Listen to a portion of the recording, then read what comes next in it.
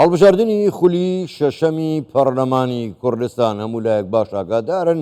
گێرمە و کێشەی بۆ دروست کرا و نەکرا لە کاتی خۆیدا هەڵبژاردن ئەنجام بدرێت. دوجاریش لە پەرلەمانی عێراق تەمەنی کۆمسیۆنی باڵای هەڵبژاردنەکانی عێراق کە ئێستا ئەوان دەبێ ئەنجامی بدەن درێژ کراوەتەوە تا مانجیەکی ساڵی 2025. ئاخۆ ینی پرسیارەکان ئەمانن ئاخۆ کۆمسیۆن دەتوانێت لە وادەی سەرۆکایەتی هەرێم دیاری دەکات هەڵبژاردن ئەنجام بدات لەگەڵ ئەو کێشانەی کە هەبوون چارەسەری کردوونیانە.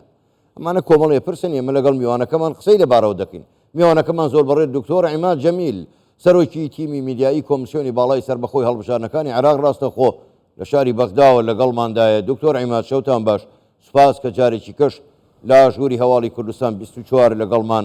بەشدارن. وەک لە هەواڵەکانیشدا هاتبوو ئێوە بەڕەسمی یاخود بە فەرمی داواتان لە سەرۆکایەتی هەرێم کردووە ڕۆژێک دیاری بکە ئەم ساڵ کە هەڵبژاردننی پەرلەمانی کوردستانی تیادا ئەنجام بدرێت و کەی ئەم داوایەتان پێشکەش کردووە؟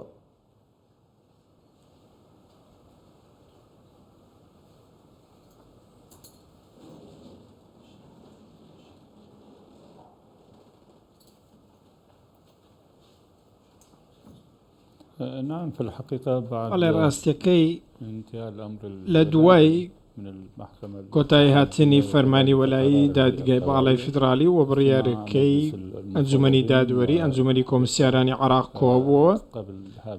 و بەر لەم کۆبوونەوەیەکی دیکە هەبوو بۆ لیژنەی کردارەکی هەڵبژاردنەکان و شتەیەکیاندانە بۆ کاری پێشووتری کۆمسیۆنی باڵای هەڵبژاردنەکان و ئەوەی کە کۆمسیۆن پێویستی پێێتی لە کات بۆ جێبەجێکردنی ئەم خشتەیە وەکو ئامادەکاریەک بۆ هەڵبژاردننی پەرلەمانی کوردستان. ئێمە کتێبێکمان وخود نووسراوێکمان نردووە بۆ سەرۆکایەتی هەرێمی کوردستان بۆ ئەوەی وادەی نوێی هەڵبژاردن دیاری بکرێت بەمەش ئێمە چاوەڕێی مەرسومی هەرێمین بۆ دیاریکردنی وادەی هەڵبژاردنەکەن و کارەکانی کۆمسیۆن و ڕێوشێن و ڕێکارەکانی هەڵبژاردننی داهاتوو لە تەواوی ناوەندەکانمان لە هەرێم بەردەوام دەبێت. زۆر باشە دکتۆر عیماد، با بەڕاشکاوانە لەسەر ئەمەیان قسە بکەین. یعنی کۆمسیۆن چەندی کات دەوێت؟ 4 مانگ، 6 مانگ، چەندتان پێویستە بۆ ئەوی بتوانن سەرپەرشتی هەڵبژاردننی پەرلەمانی کوردستان بکەن؟ بۆ خۆ دەزانی لە مانجی یەکی ساڵی داهاتوو تەمەنی کۆمسیۆن کۆتایی دێت، کەواتە کاتتان چەند دەوێت ئێوە؟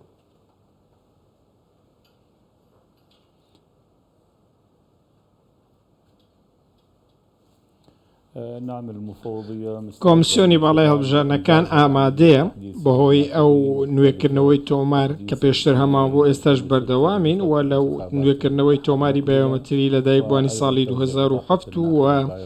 دابشکردنی کارتی بایۆمەتری کە لە ڕێگەی ئەو کارتەوە دەنگدان دەکرێت. ئێستا هەموو شتێک ئامادەیە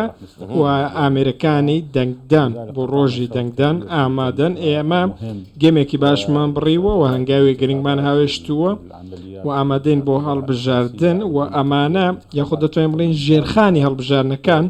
بە شێوەیەکی گشتی ئامادەکراون. ئەوەی ماوەتەوە لە کۆمسیۆن بریتە لە پێشکەشکردنی پارت و لیست و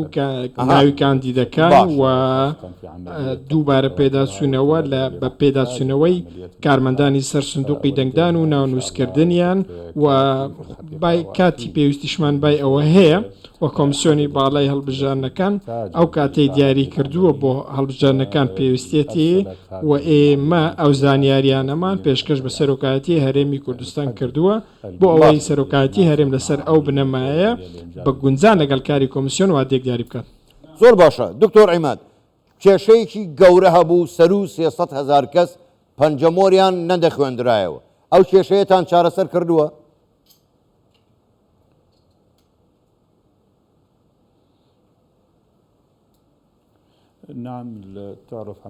بەڵێ وەکو دەزانن نەخوێندنەوەی پەنجەمۆری چەند دەنگدەرێک ئەوانەی لە ڕووی بایۆمەتری و تۆماریان نوێ نەکراوەتەوە ئەمە شتێکە لە هەموو پارێزگاکانی عێراقدا هەیە و هۆکاریشی هەیە دیارترینیان نەخۆشی درێژخایەن و بەتەمەندا چوونە ئێستا کۆمسیۆنی باڵای هەڵبژارنەکان بە ڕژدی لە هەوڵدایە لە ڕێگەی بنکە و وێزگەکانمان کار دەکەین بۆ ئەوەی جارێکی دیکە پەنجەمۆرەکان وەربگرینەوە بۆ ئەوەی ئەو ڕێژەیەکەم بکەینەوە ئەوەندەی دەتوانین لە ڕێگەی دابینکردنی ئامێری نوێ و لە ڕێگەی کردار و پرۆسەی دووبارە وەرگرتنەوەی پەنجەمۆری ئەو کەسانە تاکو دەتوانین پەنجەمۆرەکەیان کارا بکرێت و کاری پێ بکرێت ئێستا لە ناوەند و بنکە وێزگەکانمان ئەم کارکردنە بەردەوامە و لەسەر جەم ناوەندەکانمان کە 130 بنکەی لێە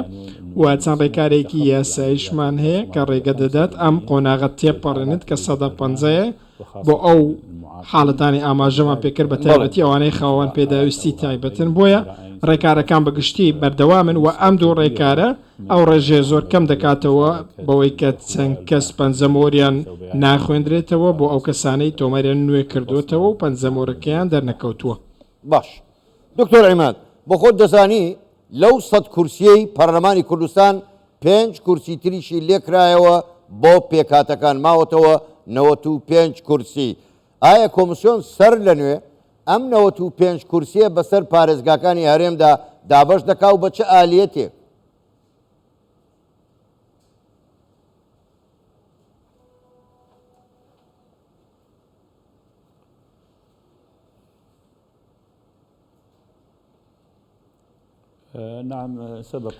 بەڵێ وەکو پێشتر کۆمسیۆن یاخود دەستەی دادوەری بڕیاریەنداوە 5 کورسی بۆ پێکاتەکان دابین بکرێن و ئەم 5 کورسیش لە کۆی ئەو 100 کورسیە دەبێت کە لە پەرلەمانی هەرێمی کوردستاندا هەیە و ئێمە پێشتر ئەم کورسیانەمان دابش کردووە بە شێوەیەک دابشمان کردووە 2 کورسی لە سلێمانی 2 لە پارێزگای هەولێر و کورسیەکیش لە پارێزگای دهۆک دەبێت و ئەم کورسیانە تایبەتن بە پێکاتەکانی تروکمان و پێکاتەی کریستیان و بەم پێش ئەوان نوێنەرایەتی خۆیان لە پەرلەمانی هەرێمی کوردستان دەبێت و دەنگدانیان دەبێت و لیستی تایبەتی خۆیان دەبێت و ناوی تایبەتی خۆیان دەبێت لە لیستی دەنگدان و شێواز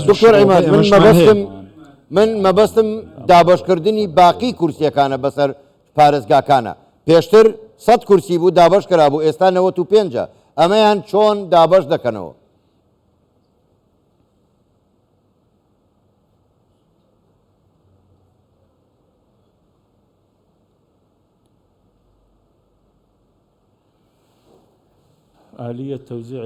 میکانیزمی دابشکردنی ئەم کورسیانە ئەوەیە کە کۆمسیۆن بە گوێرەی هەڵبژارنی پەرلەمان دایناوە چونکە ئێمە پشتمان بە ڕێژەی دانیشتوانی پارێزگاکان بەستوە جگە لەوەش ڕێژەیەکی گونجاو هەیە لە نێوان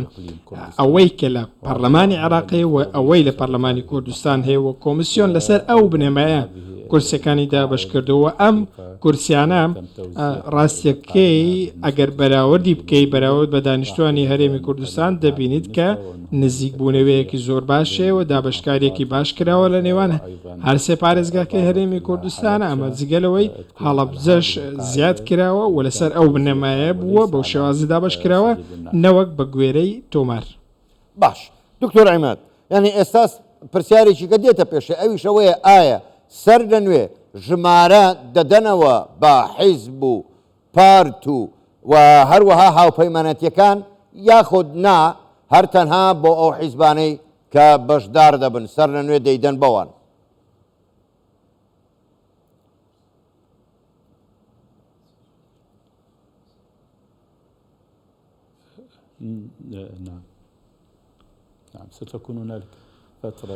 بەڵێ ماوەیەک دادەندرێت بۆ ئەوەی کە لیستەکان پێشکەش بکرێن و چەند پارتێکی دیکەش دێنە پێشەوە بەشداری دەکەن و لیستەکان دووبارە پێشکەش دەکرێن جگەلەوەش ئێمە نوێنەری کۆتامان دەبێت کە دووبارە و ڕەنگە بەشێکیش بکشێنەوە یاخود کۆتاکان کاندیدێکی نوێیان هەبێت بۆیە کۆمسیۆن جارێکی دیکە تیر و پشکێک ئەنجام دەدات بۆ ئەم پارتانە یاخود بۆ ئەو ناوە نوێیانەی کە دەیانەوێت خۆیان تۆمەر بکەن و بەشداری لە هەڵبژاردن بکەن تیر و پشکێکی تایبەت بۆ ئەوان دەکەین و تیر و پشکەکە بە هەمان شێوەی ئەوەی پێشوو دەبێت بە شێوەیەکی ناوەندی دەبێت نوێنەری کۆمەلگەی مەدەنی و میدیاکان و نوێنەرانی پارتەکان و وانەتەوەی گرتوەکان لەوێ ئامادە دەبن و بەم شێوەیە هەر بەشداربێک ژمارەی خۆی دەبێت لیست بێت یاخود کاندید بێت. زۆر باشە زۆر بەڕێت دکتۆر عیماد جەمیل سەرۆکی تیمی میدیایی کۆمسیۆنی باڵای سەربەخۆی هەڵبژاردنەکانی عێراق ڕاستەوخۆ لە بەغداوە لەگەڵمان بووی سپاس بوویەوە شەوتان باش.